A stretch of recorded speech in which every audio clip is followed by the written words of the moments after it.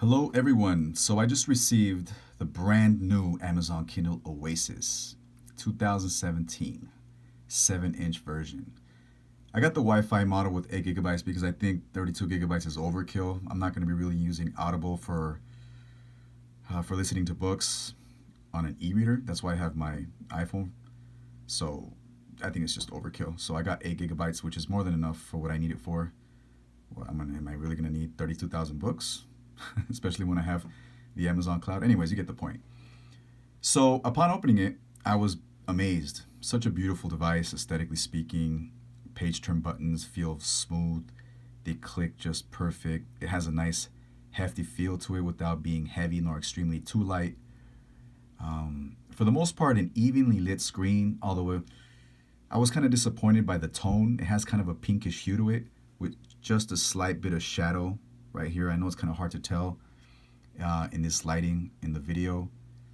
But what really got to me was the fact that it has low contrast, as some others have pointed out in the review section.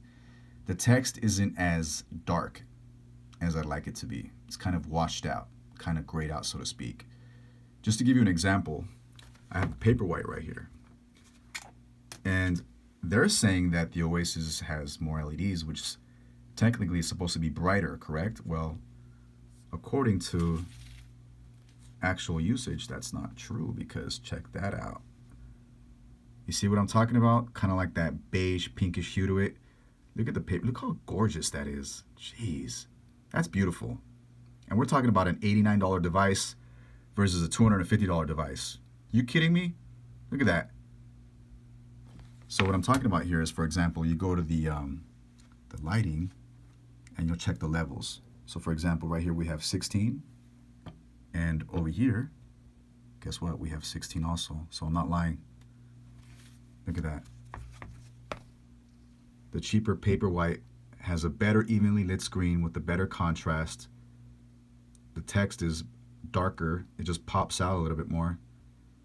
And it's just smoother and easier on the eyes versus this. So definitely disappointing.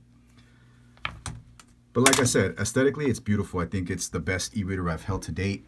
I have the Kobo Aura 1, which is my personal favorite. I have the Kobo Aura H2O. I've had the Voyage, but I exchanged that because of the pinkish hues that so far this is also plaguing. And what I like about the Paperwhite, though, is the case. I love the onyx book cover, so it's just beautiful. So, another thing, the new Kindle update has allowed readers to adjust the boldness, right? Which definitely helps.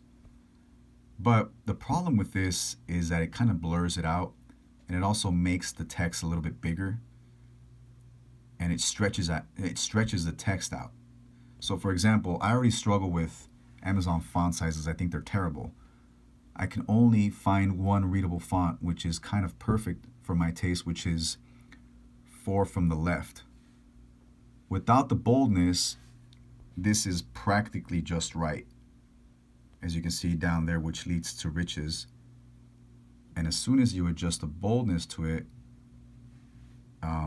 it's no longer there. It's over here, which leads to riches. So it stretches it out, makes it a little bit bigger for my personal taste. So I don't like it. I think they didn't implement that the way they should have.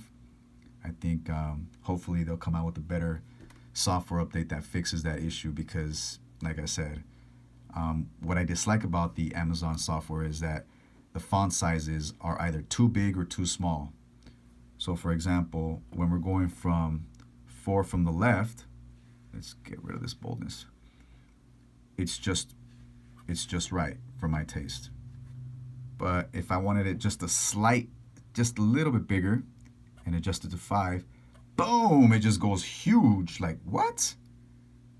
So Amazon definitely has a problem there. They need the ability for better incremental changes to the font sizes. And let's say I just wanted it back to 4.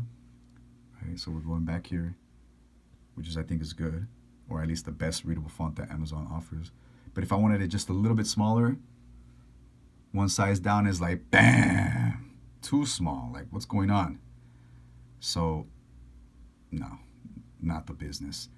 Another thing I don't like is the margins are horrible. There's a lot of wasted space here. It kind of defeats the purpose of having a bigger sized e-reader, a bigger screen, when they're still just wasting a lot of space right here. And speaking of margins, they need the ability to go to the edges, like on the Kobos, which I'll show you right now. But really, who reads like this? This is a useless margin setting. Unless you're reading poetry, maybe, but I mean, not really necessary. You're just killing the whole screen over here with all that wasted space. And now this, I mean, seriously, what is this? Wasted space all around. So they need to definitely work on that, on the margins. And also, I don't like the fact that you have only 3 line spacing options. They need a better incremental adjustments with that. I love the fact that Amazon offers orientation, because sometimes I do prefer reading in landscape mode, just because of the fact that there's just so much wasted space over here. I need some kind of a little bit more text on my screen sometimes. I love the new alignment feature. I think that's great. No more wasted space in between words. I think they implemented that just perfect. I really give them credit for that. The page turn buttons, as I said, they feel great. They have a nice feel to it. They click back and forth, just perfect. I love it. So overall, I really do appreciate the Kindle Oasis. Although I do think that ultimately what's more important than anything is the screen, right? Because that's what you're going to be staring at for hours, depending on what you read. But they just didn't get it right. That pinkish beige hue that it has, the kind of shadows along the sides, the weak contrast. And speaking of contrast, let's go to a device that I have over here, which is the Kobo Aura H2O. Look at that. Look at the contrast on that. Look at that as opposed to that. That's a huge difference. And it's sharper, it's just more readable. And even when you adjust the boldness to it over here, see, for example, as we talked about before, it changes the actual font size. Whereas over here, you can adjust boldness and it doesn't affect the screen at all whatsoever. It also has a wider screen, much more evenly lit. And you can also adjust the margins to the edges. So there's limited wasted space as opposed to here and here. You can even go more so to the edges over here, but we won't get into that. See, well, actually, let me just show you really quick. You see how there's very limited wasted space?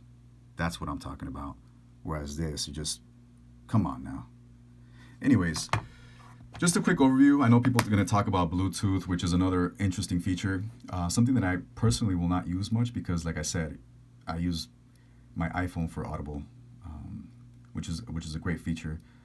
So, in a nutshell, that's my review of the new Kindle Oasis 7-inch version. I would give it 4 stars. I give it 4 stars. Sometimes I kind of debated between giving it a 3 or a 4, but I'm going to give it 4 stars just because it's such a beautiful device to hold. Easily the best one I have, even more so than my Kobo Aura 1.